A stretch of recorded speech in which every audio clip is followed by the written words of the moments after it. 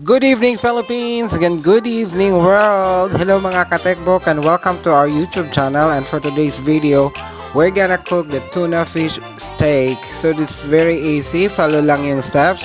Ginisa na natin dyan ang ating mga bawang sibuyas, luya, at naglagay na tayo ng tuyo at naglagay na tayo ng oysters. So lagyan natin ng tubig konti at pakuuluin uli siya.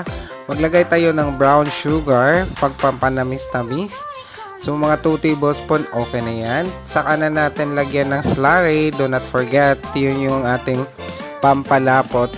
Tapos yan, i-stir natin constantly at saka i-boil natin, simmer in a low heat film. Ayan, naglagay na tayo ng slurry. Tapos pag lumapot na, maglagay na tayo ng ating mga piniritong tuna na fish. Ayan, i-arrange lang natin at saka natin ihain sa lamisa.